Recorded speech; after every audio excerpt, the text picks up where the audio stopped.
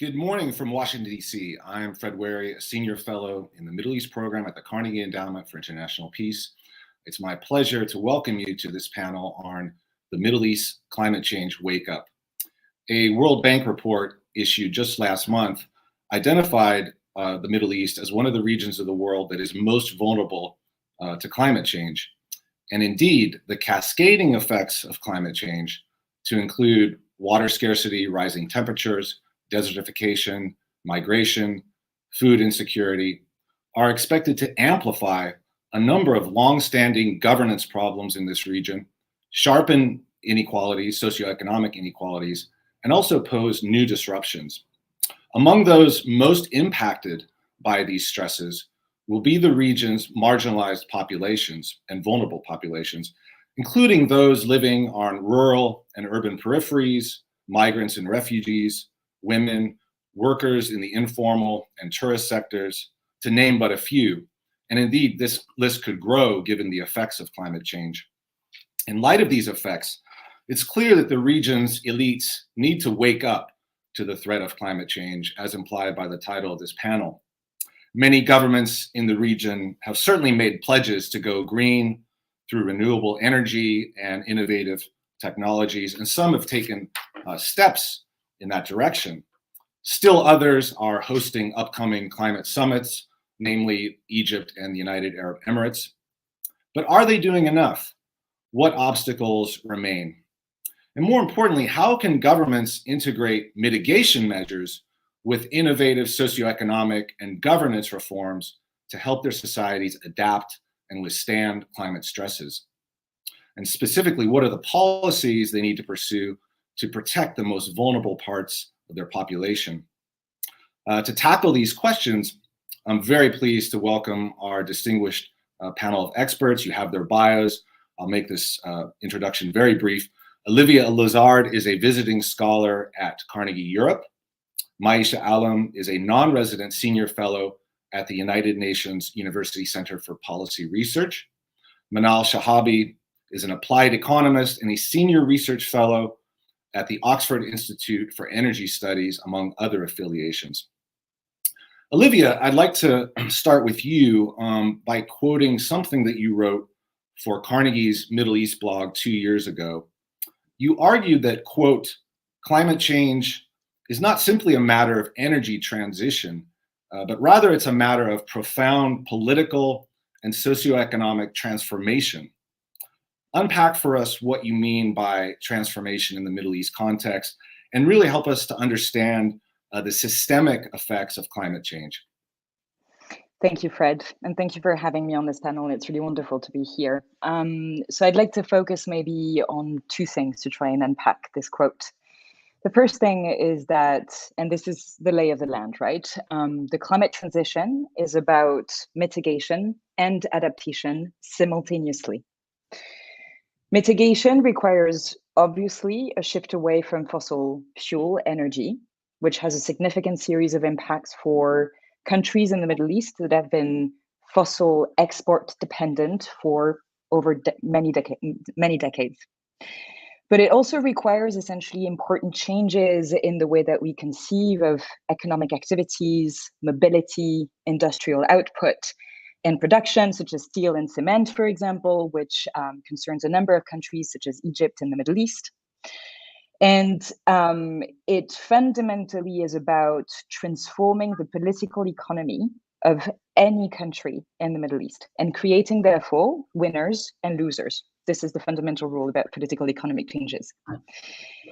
The question, therefore, will naturally be how much of a plan each country develops to accompany changes, or if populations will be left to cope with shocks and losses associated with that transition. Then there is the adaptation part. And here, we just need to give a few numbers.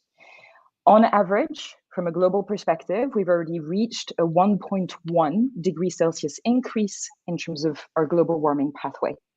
In the Middle East, that translates for the next decade, starting now, as a 2 to 2.5 degrees Celsius increase on average every year, not cumulatively, but over the next decade. That means what? That means that we're going to have more water evaporation rates, more drought, more fires in certain parts of the Middle East, such as, the Levant. We're going to have more flood events, particularly in ecologically degraded areas, more energy provision disruption. We've seen that in Iraq, for example, last summer. We're going to have less soil productivity, which is going to decrease the ability, essentially, of some countries to export some of their agricultural outputs. And more generally, we're going to have differentiated impacts regarding, the levels of heat, the levels of climate vulnerability to climate hazards. So less livability in urban centers, more disruptions in livelihoods, particularly in rural centers, more urban migration, more inequality, more, different types of issues around crime, health issues, et cetera, and therefore potentially, and this is one of the main concerns, widening trust gaps between state institutions and populations. And for some countries, we're going to see essentially more investments in technological and infrastructure solutions that may actually worsen ecological resilience, and I'll get to that in a minute, and therefore have a potential to heighten all of the above rather than mitigate essentially the impacts of climate change.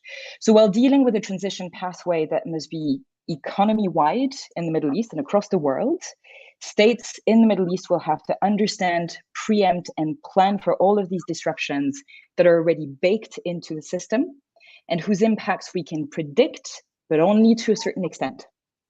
So there is a level of uncertainty that we need to prepare for, which means preparing fiscally for this, having a long-term vision, and having therefore an ability to adapt to granular ways in which climate hazards will manifest.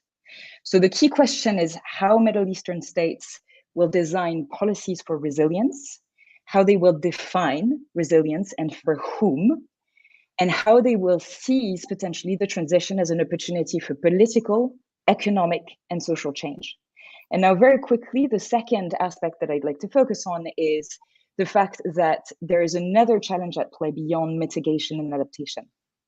The MENA region as a whole is the one region that demonstrates that climate change did not just start with the Industrial Revolution, but way before, with the establishment of sedentary civilizations and what we call the anthropogenic change of landscapes. By accelerating land conversion and initiating greater rates of erosion of land, we started releasing excess greenhouse gases into the atmosphere. And we also broke, and this is important, other types of ecological interdependencies, such as, for example, the biotic pump, which is responsible for water corridors and for bringing in water from marine ecosystems into terrestrial ecosystems, cycling water and ensuring a certain level of water availability in aquifers, drinkable, quality water. But the Middle East is a region that is largely desertified as a result of complex factors that have happened over centuries and that led to ecological depletion. It is this ecological depletion that makes the Middle East more vulnerable to climate change.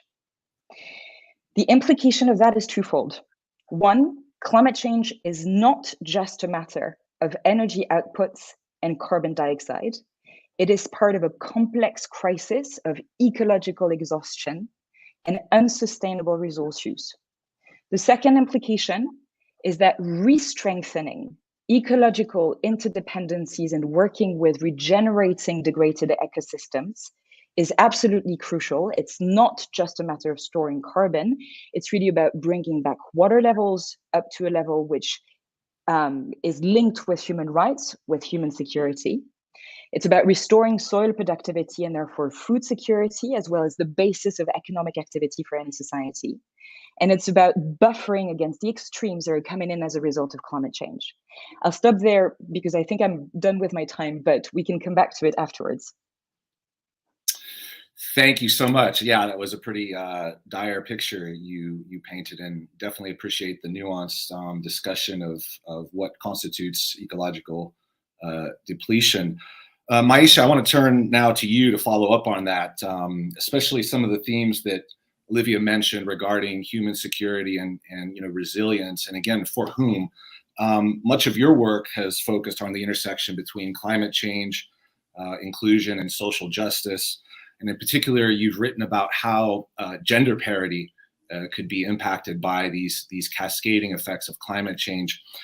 How do we think about vulnerability to climate change right now in the Middle East? Who is vulnerable now? Who will become vulnerable? And what can governments do to address this? Well, first, thank you so much, Fred, and to the Carnegie Endowment for International Peace for convening us. It's a pleasure to be speaking alongside Olivia and Manal. You know, there's growing recognition that climate change is one of, if not the biggest challenge facing humanity today. And we know, as Olivia was alluding to, it's a risk multiplier for so many other issues, such as armed conflicts, which are at their highest level in 30 years, or displacement, which is at its highest level in recorded history, or extreme poverty, which is increasing for the first time in 20 years, thanks in large part to the COVID-19 pandemic. However, one reality that's often overlooked is that accelerating climate change doesn't affect everyone equally. Rather, climate change affects marginalized social groups in distinct and, in some cases, disproportionate ways. Indeed, it exacerbates pre-existing inequalities, including, as you pointed, Fred, to gender inequality. And women and girls are affected by climate change, not least because they comprise the majority of the world's poor, the world's unbanked, the illiterate, the underemployed, and those who are uniquely vulnerable to violence within and outside the home. And this is an area in which, as some of my research has previously focused.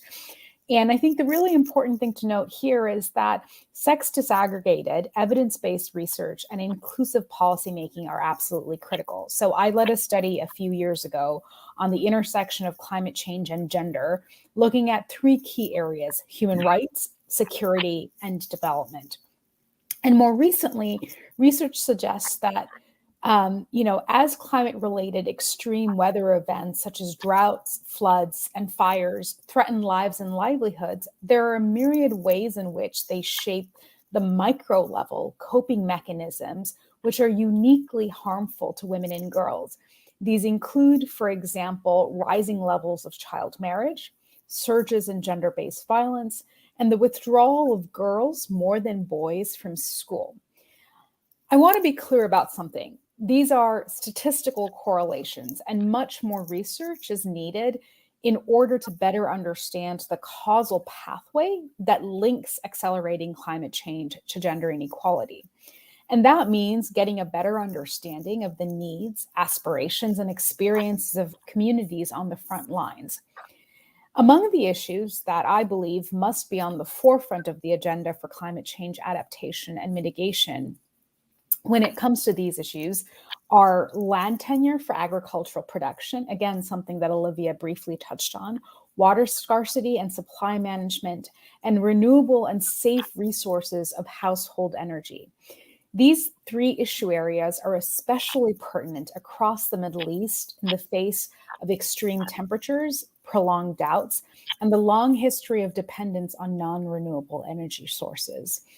Now, they aren't the only issues that matter by any means, but I want to focus on them for a few different reasons. So let me offer some examples. Women comprise the majority of the world's smallhold farmers and grow more than half of all the world's food, yet own only about 10% of the world's land, and that's at the global level. Now, across the Middle East, the problem is particularly acute, with extremely low levels of women's property inheritance and land ownership. So as climate change exacerbates land insecurity and food insecurity, as you can imagine, there are cascading effects that come with that. To move to another issue area, one study found that 82% of rapes treated at clinics in West Darfur occurred while women and adolescent girls were traveling farther and farther distances to collect water and firewood. Now, this is not unique to that context. We know that when it comes to water supply and water as a resource management at the household level, that task and that responsibility disproportionately falls on women and adolescent girls. And so as they are having to travel farther and farther to collect, whether it's water, whether it's firewood, the risks that they're exposed to, increases and is amplified. We also know, for example, that human trafficking increases by almost a third in areas that are affected by a climate-related disaster. And it raises another important point, which relates to climate-induced displacement. Both rural and urban populations are having to migrate due to the adverse impacts of climate change, whether within or across borders.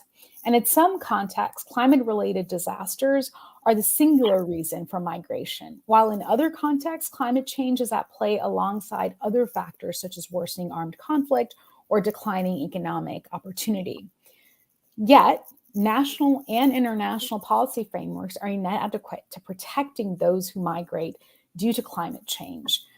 And we know, for example, that the existing Refugee Convention doesn't recognize climate change or anything related to it as grounds for that kind of movement and protection that comes with that kind of movement. And so there's a real need to kind of update, whether it's the national, regional, or international level, policy frameworks and measures to address these issues, and most importantly, to ensure that there's protection for those vulnerable groups.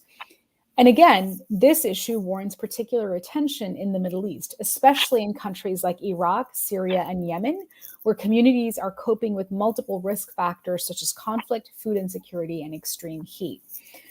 I'm glad to see that inequality and insecurity, including of women and girls, are increasingly, even if inadequately, on the agenda of international conferences such as the Berlin Climate Security Conference or the UNFCCC's Conference of Parties, also known as COP. But what's critical at this time is ensuring that there's increased understanding on gender and climate change is matched with targeted policies, and that those policies are backed up with sustainable financing and political leadership so that commitments and rhetoric are translated into action and change. There's enormous focus on the technical aspects, rightfully so. And I think the point that I'm trying to emphasize in my comments is the need for equal, if not as, a greater attention to protection issues as well.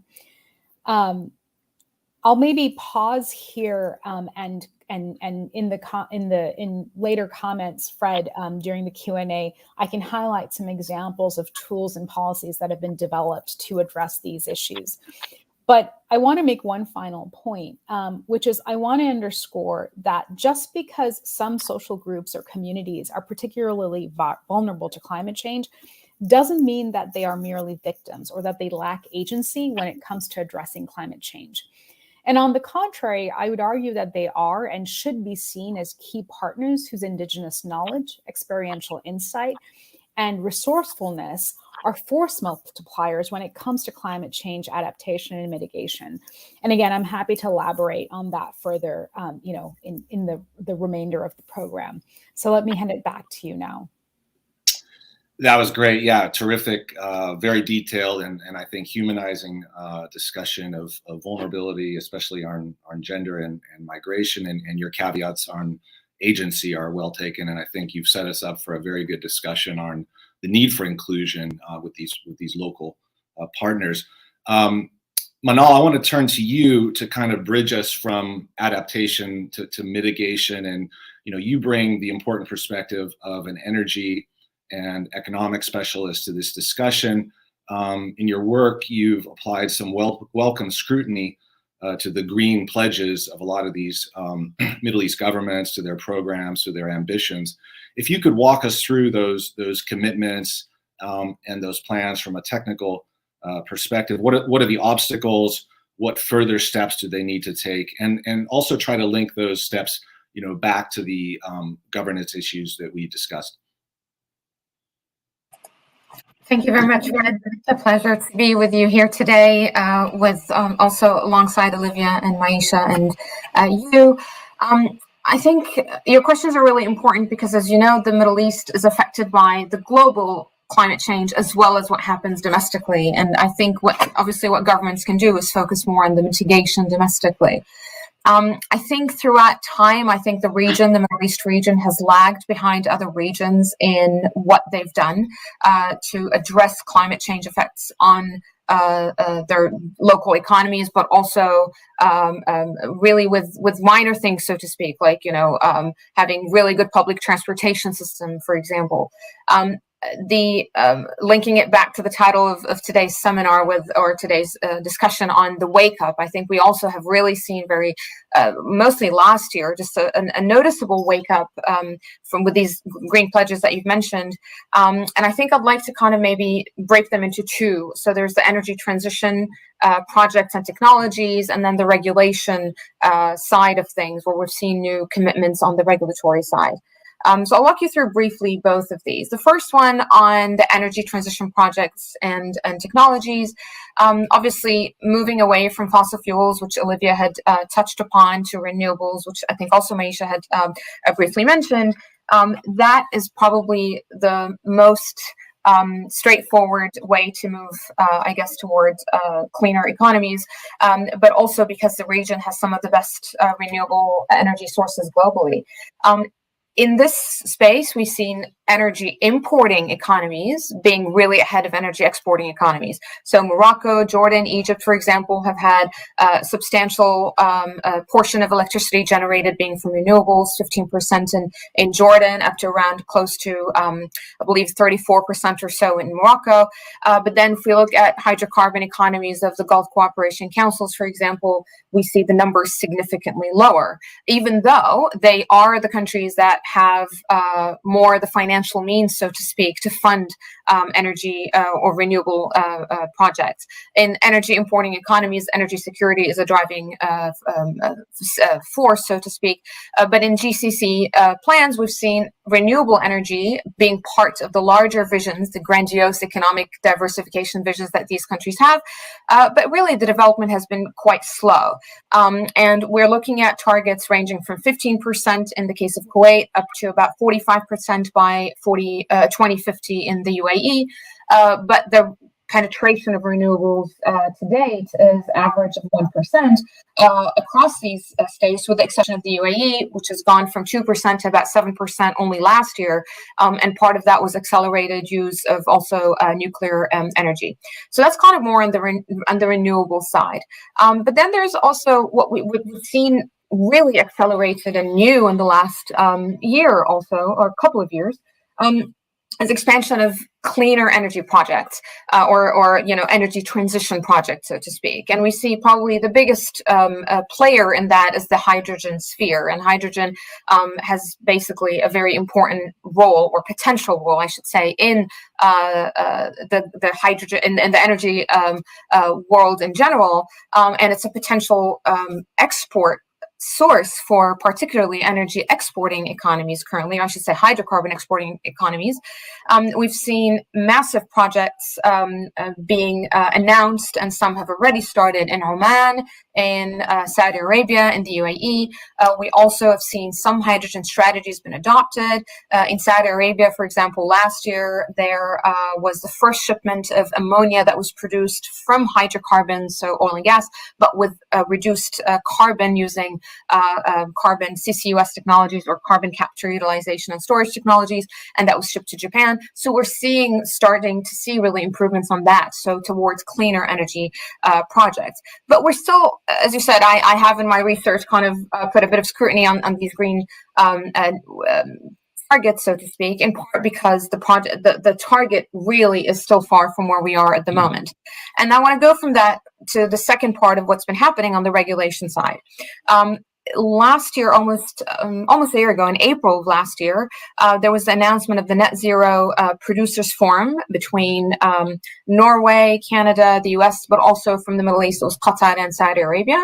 And then leading up to COP26 in November, we've seen quite surprising net zero pledges by the UAE by 2050, by the Emirates by 2050, as well as Saudi Arabia and Bahrain by 2060. And these are particularly for hydrocarbon producing economies, which have very high per capita emissions and energy consumption domestically, this is really a large move, a wake-up call, so to speak. And then there is within that a focus of what is called the circular carbon economy. So using basically different technologies with a focus on the hydrocarbon sector. So we're not going away from oil and gas, but basically using technologies to capture the carbon and either store it in the ground or find other alternative solutions for it. So these are obviously very important pledges, but still, with the question remains, are these countries then able to achieve these pledges, particularly when we're still looking at the hydrocarbon sector, oil and gas being the main driver in the economy and also in the new energy transition projects. And I probably should also mention that these projects are important for the Gulf states because they can continue to export energy products, but also there's been an opportunity for importing economies like specifically Morocco and Egypt, because they also have green renewable energy resources, to also kind of have an opportunity to be part of this new hydrogen if I can call it a revolution of sort, while also exporting that. So there's an economic opportunity in both. Part of my I shouldn't say criticism, but it's a half criticism of these projects as well. They are really important, but they're also, in my opinion, focusing particularly on the export side of the energy supply chain. But then we also, I think, still need to kind of bring it back to what is actually happening in these economies, and the extent to which then these clean energy technologies can be part of the domestic energy supply chain and also help decarbonize the economy domestically. So it's not just the export side that is being decarbonized, but also the domestic side.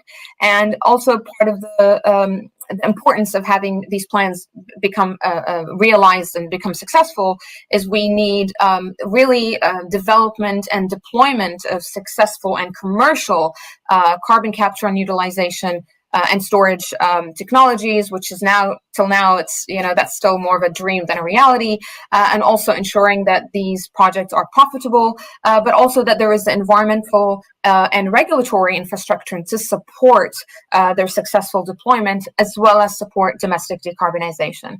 And I might just want to end now, as my time is probably closing to an end, on then what then should these governments do in order to basically accelerate on the technology front and the regulatory front as well, adaptation and mitigation when it comes to climate change. I think there is a large scope really for lots of reform at the micro and macro level.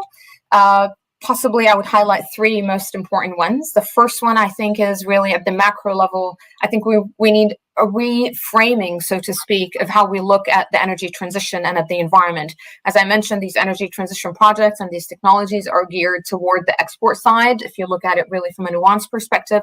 And I think we need to look at sustainability more of a holistic approach, where we also incorporate it in the regulation, in the new industries with economic diversification, but also in domestic industries, as I mentioned.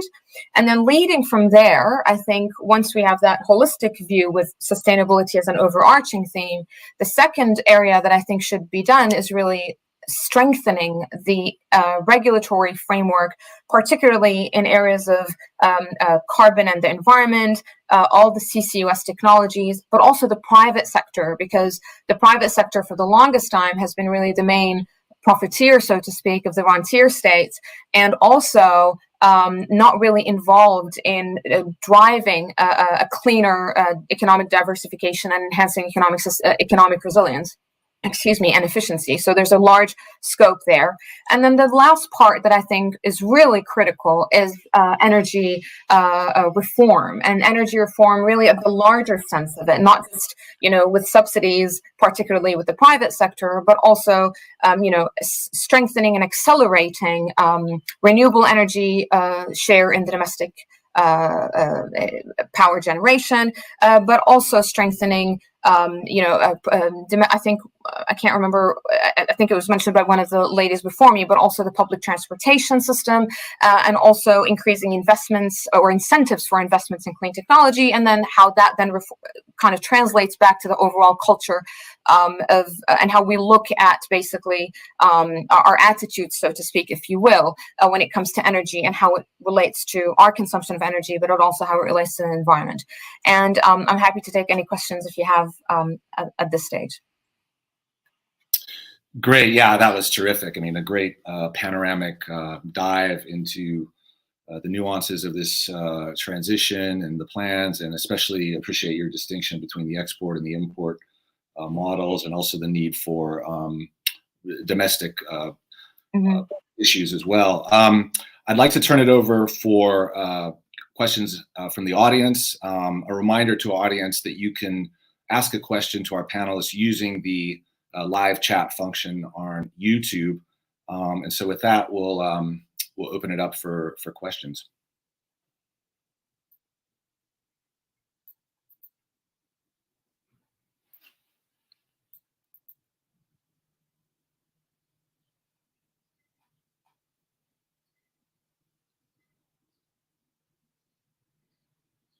Let me start out with a follow-up question.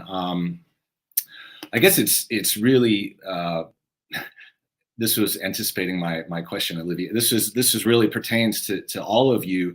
You know, this argument, and again, correct me if I'm reframing this incorrectly, but this notion that authoritarian systems are best equipped to address climate mitigation because they're insulated from, you know, domestic pressures, they're free from domestic blowback, you know, and I wonder, in a region like the Middle East with such a preponderance of authoritarian systems, do you find that, you know, gaining traction, and are some of the statements that we're seeing, the pledges, the summits, geared toward preserving that system? And I guess the follow-on question is, when we talk about inclusion, you know, how far are you willing to go on that? You know, what does climate change necessitate a real rethinking of the political order, you know, in these countries, really? Olivia, I guess we'll start with you. Thanks, Fred. So your question generally applies to a debate that's been ongoing for years, as per the capacity between, or the effectiveness, comparative effectiveness between democracies and authoritarian states to go ahead with the transition. Maybe I'd like to first point out that we have at least one expert in the Carnegie Network that has written extensively about this. His name is Richard Youngs, and he's done really tremendous work about this. And some of the things that he demonstrates is, one, if we look comparatively around the globe at this point in time, the most convincing transition plan that we have is actually one which has been offered by the European Union. So granted, it's not a state, it is a regulatory power, and it is a sort of coalition of states.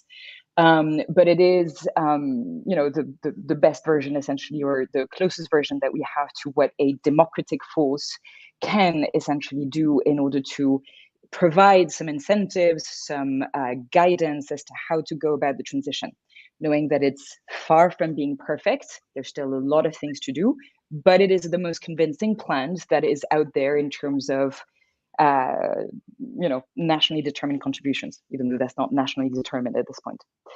The second thing is, when we talk about the capacity of authoritarian states, usually people tend to jump directly to China. So China is indeed a fairly convincing state and actor in response to climate change, but not necessarily as a result of really understanding and integrating the way in which climate change is about and has already changed everything, but as a result of a demand-driven incentive. China identified already decades ago that there would be a surge at some point in the demand for renewable energy. It is extremely well endowed in terms of the raw resources regarding rare earths and other types of critical materials that it has essentially exploited and managed to build a vertically integrated supply chain that has been the driver, one of the drivers of its economic growth. So there is a planification essentially of China as one form of authoritarian state, which is quite advanced, and in terms of planning capacities, which is very much about a comparative geo-economic advantage. It is not about sort of really understanding how climate change is demanding of each and every state and each and every political constituency to really rethink the way in which we do political processes, resilience, socio-economic planning, and therefore inclusive governance.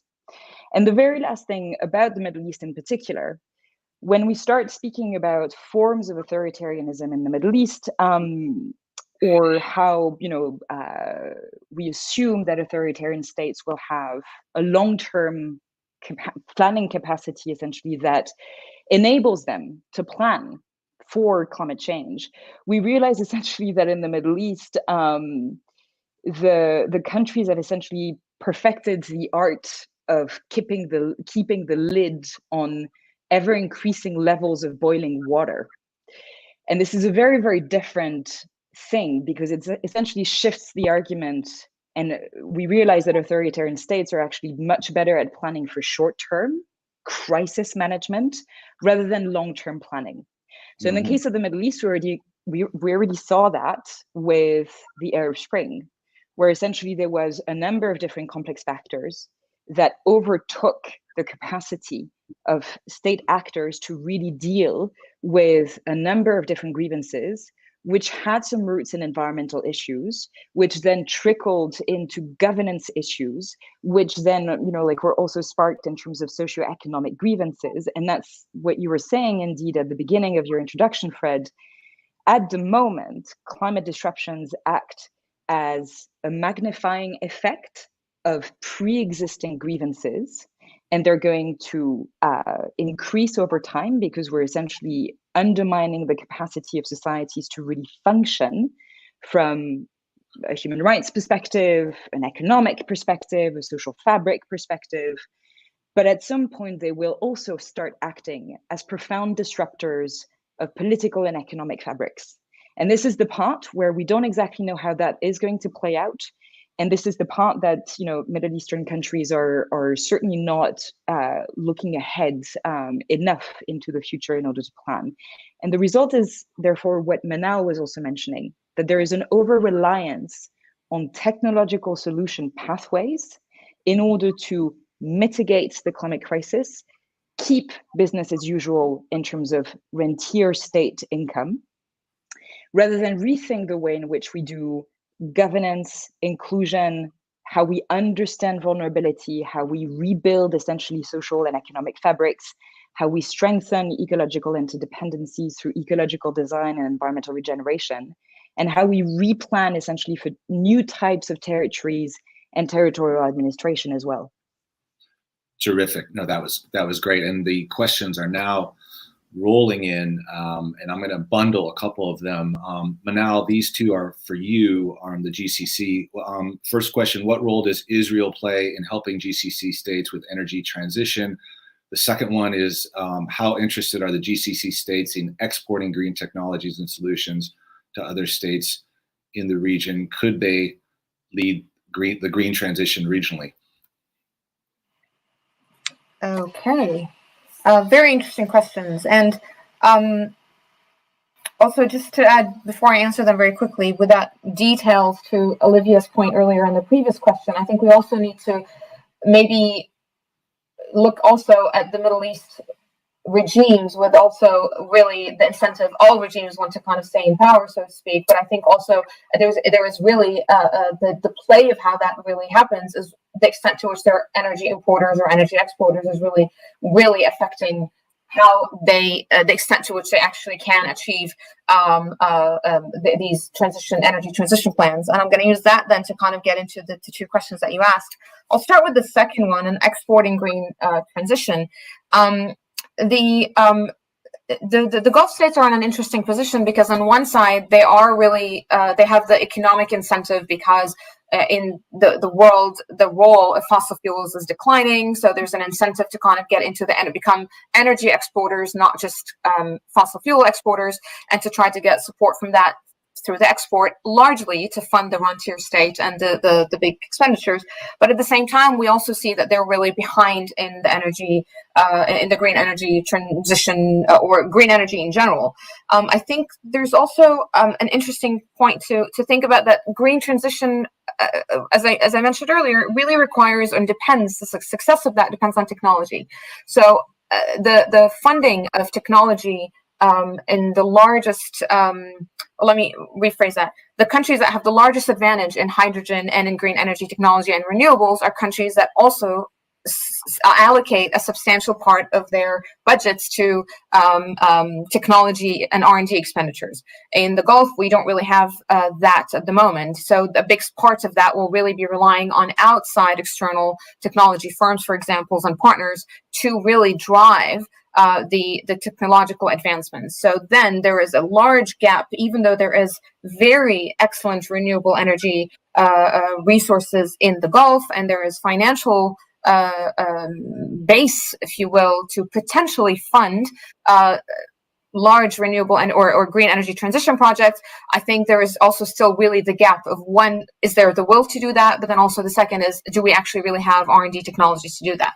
And also, I think there is a real incentive to maintain the role of the hydrocarbon and energy, the current hydrocarbon sector in the Gulf in general, as the main really driving economic sector in these economies. So I think the extent to which they'll be able to then export green energy will really depend on whether it will fit within parts of their hydrocarbon sector. And we see that very clearly, you know, with the Aramco example I gave earlier. It's not really driving completely green, renewable-based projects, but really something that relies on the hydrocarbon sector itself while capturing the carbon. Having said that, though, there are big plans for green hydrogen projects in the Gulf, which with international partners. So there is definitely potential. But I do think that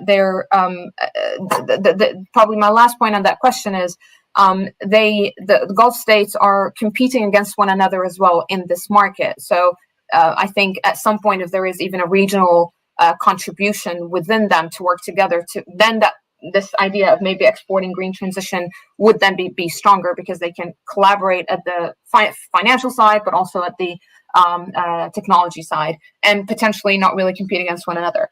As to whether Israel is helping with the energy transition, this is obviously, we know that there's on the political side, there's a big bonding, so to speak, between Israel and the Gulf states. But really, Israel has its own issues as well. I mean, Israel also, I didn't mention that, I don't think, in my previous comment, Israel also has a net zero target as well. And within Israel, there is particular issues when it comes to the occupation, that also the effects of that on the Palestinian people. So it has its own set of issues. But in terms of whether Israel will help, potentially, perhaps in the technology front, there could be potentially an area of collaboration. But also the Gulf region has larger space for the renewable, for renewable energy and also hydrocarbon resources that could be used in the energy transition that Israel doesn't have as much. But that doesn't mean that there wouldn't be necessarily a role, particularly on the technology front, and potential trade relations between them as well. Great. Maisha, a question for you, and I'm going to reconfigure it and expand it a bit. The question is, could you tell us about the link with democratization? In the Maghreb, there are social movements for access to water or against fracking, for example, and this is likely to increase with climate change. And I want to circle back to what you said about these afflicted, vulnerable populations, rural populations, migrants, women, and this notion that they're not simply victims, they have agency, they need to be brought into the climate action conversation. So my question, I guess, picking up on this question, is these movements, social movements, we already see them in the region, civic activism on climate change. Where are they? What's happening with them, and how can governments harness them? Thanks, Fred. That's a few different threads, and I'll try to tie them together. Maybe to take the first piece, and this goes to the earlier conversation on authoritarian regimes and versus democratic states and climate change adaptation and mitigation. I think one of the things that's really important to state is, whether you're talking about the Middle East region or beyond, the difference between optics and reality, right? So you see a lot of lip service being paid to climate change adaptation and mitigation. and pledges being made of all kinds, whether that's at COP or at the national level or otherwise. And I think follow through is really ultimately where we can get a better sense of to what extent is any of this going to be happening, and happening at a pace that is necessary in order to avoid the worst effects that we can see coming. And I will say that, authoritarian regimes tend to be exclusionary by their very character, right? And tend to not emphasize protection of populations, marginalized or otherwise. And so, call me a skeptic when it comes to this question of who's it going to serve and how well is it going to go when it comes to this democratic versus authoritarianism. Even to take the example of China, which was referenced earlier, and again, I know this is outside the Middle East, but there's quite a chasm between what China has been doing within China in terms of the reforms that it's making for climate-related purposes versus the investment and its role in regions beyond China's borders, including in Africa and Southeast Asia, right? So that discrepancy, I think, is very telling in terms of this question of which types of regimes are better equipped. I think, it would be a disservice to all of us to act as though states are unitary actors that this issue only affects what happens within their borders, when we know that if perhaps there's no issue that is more borderless than climate change. So I wanted to make sure I made that point. I think in terms of, and I noticed in the comments, there was questions about democratization and also about peace.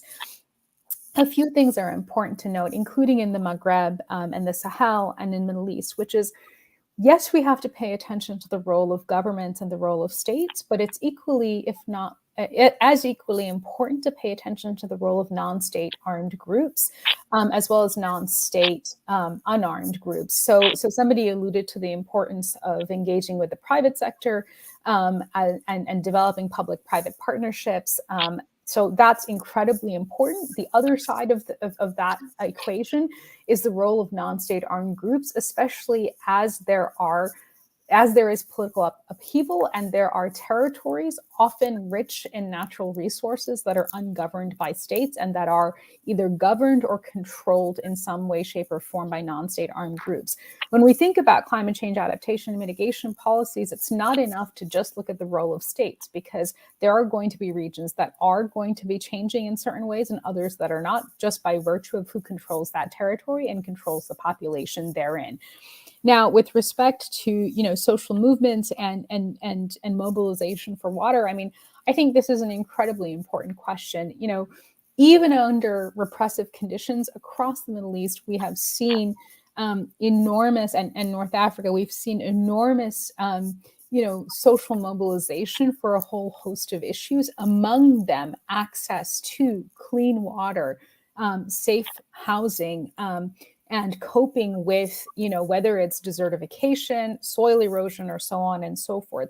These movements may not always use the language of climate change adaptation and mitigation that we are so often prone to do in the West, but just because the vocabulary may not be the same doesn't mean that the core issues that are being challenged, demanded, discussed there is an overlap. And I think that's really important to be paying attention to as well. I think the last thing I'll say, just to come back to migration for a second, is we are seeing cross-border migration, which is important to be paying attention to, as I mentioned earlier in my earlier comments, when it comes to international policy frameworks. And the World Bank has done extensive work on this. What is also a real factor is internal migration within countries, not just from rural to urban areas, but also within those. And there we face a real challenge where, when it comes to internal displacement and protection of internally displaced populations, that really falls on the states, individual states, right? And so how do we integrate an understanding of climate sensitivity into the lens through which we see those issues, I think is a real challenge and an opportunity before us.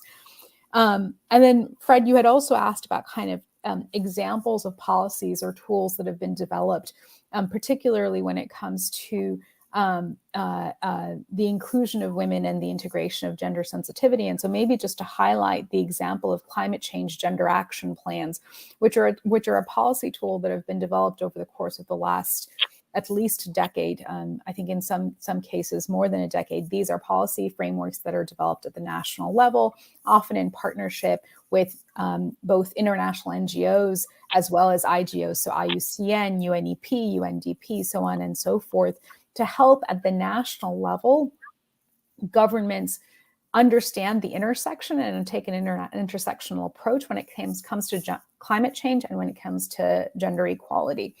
Now, I think the most important thing to say on that front is, just as with international commitments, what ultimately, I think is a measure of progress is to what extent is their implementation, and in order for implementation to be feasible, to what extent is their budgeting and resource allocation behind those frameworks. One of the things that I think, again, is important for us as scholars, as practitioners to be paying attention to is how much of it is a tick box exercise in developing a policy framework or a plan or whatever it is, and follow the money. Is there resourcing attached to it? Because if it's not, then it's really not much more than lip service or much more than signaling. So healthy skepticism, I guess, is the undercurrent of my comments for this portion. Back to you. Yeah, it's a theme running throughout the panel, I think. So I've got a very short question that can hopefully be answered briefly, because there's a couple of questions I want to save for the end. This is regarding these upcoming summits. So anyone can take this. How can countries, namely Egypt, utilize the next 7 months to prepare for COP27, and what regional priorities should be in advance of the November conference? Olivia, yeah. I'm tempted to focus on two big things. The first is trying to make sure that food systems is brought back into the conversation at COP27, because it was not there at COP26. And it was a big omission, particularly when it came to methane pledges and how to cooperate on that. It's important for a number of reasons, as Maisha was mentioning, because it essentially links a global challenge to sort of micro processes, socio-economic empowerment, and as I was also mentioning, sort of a new type of territorial administration, and questions fundamentally about what development looks like and what economic development pathways look like in a climate disrupted world.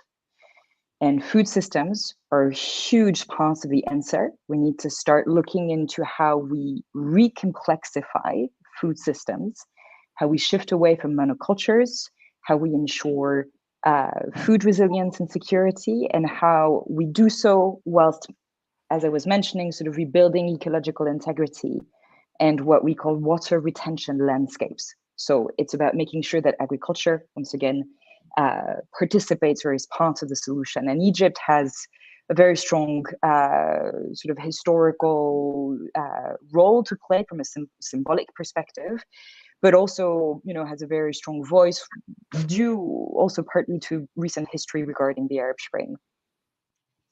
And an interesting fact that not so many people know is that Egypt is one of the countries that is considering at-scale regeneration projects in the Sinai Peninsula, and this is actually quite rare. And at-scale ecosystem regeneration also needs to be part of the conversation and is connected to food system rethinking or redesigning. The second part is around climate finance. Obviously, at COP26, it was a huge element, and it was a turning point during the 2 weeks of negotiations.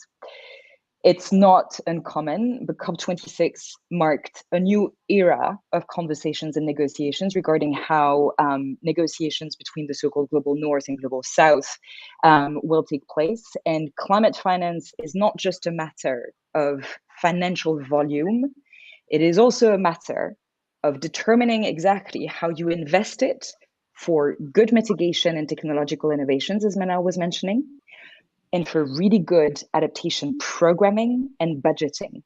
And there is a huge number of question marks here, because I was talking to a number of countries at COP26, asking them a very simple question.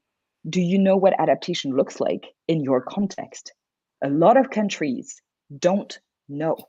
So there is a need for more research into what adaptation looks like, effective and granular budgeting and investments that also include, and this relates to Maisha's point, that is very much related to how do we empower communities and how do we build essentially social resilience, as well as active agency of people in redesigning their relationship to their landscape, to their state, to each other, et cetera, et cetera.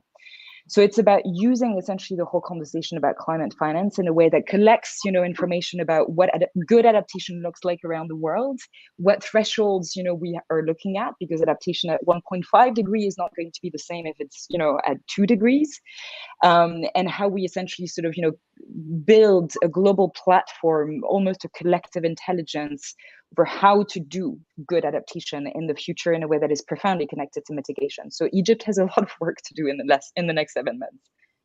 Fred, if I could add to that really quickly, just on the climate finance issue, because also climate finance as a topic hasn't really been well defined. So there's a lot of work really even on that front. And I think for the Middle East, it's also very important to have that finance helping them, because if we remember, and I don't think this was mentioned, they're not really some of the largest contributors to climate change globally, even though they're one of the most affected as a region. So there's also this the fact that the exposure that climate change has on their economies largely by long magnitudes exceeds their own direct effect on climate change. So finance is going to be very, very important, I think, for Egypt as well as the subsequent one in the UAE.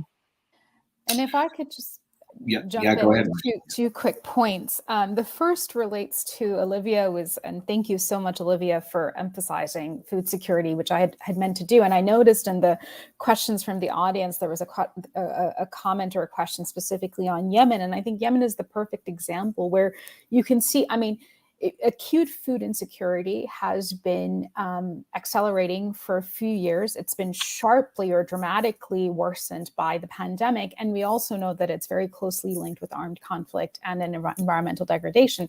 And Yemen is in many ways the perfect example of that. Now, the comment the questions in the comment was about water supply and water running out.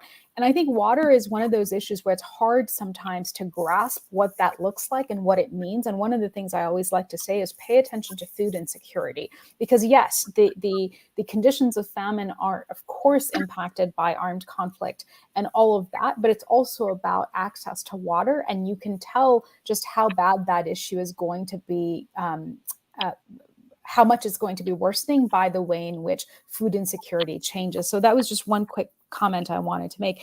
The other, both Manal and Olivia touched on the importance of models of adaptation and mitigation and understanding what works and doesn't work. And that's important at the national level. But I would just add one other thing, which is when we think about models of global governance when it comes to climate change adaptation and mitigation and environmental protection more broadly, there is a real issue of fragmentation. And so I think there as well, there needs to be much more research understanding to figure out why is it that for certain issues like chlorofluorocarbons, we're seeing a certain amount of international cooperation and global effective global governance, while for others, whether it's greenhouse gas emissions or something else, we're not. And how do we develop global governance models that are actually effective?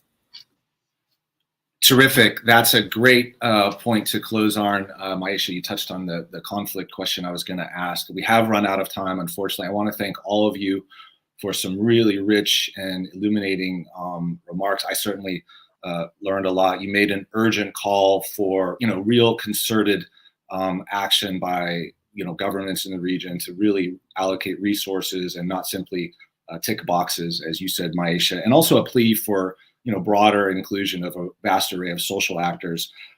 We'd like to thank our research sponsor, the Henry Luce Foundation, for making this event possible, and also thanks to our audience for tuning in and for your questions.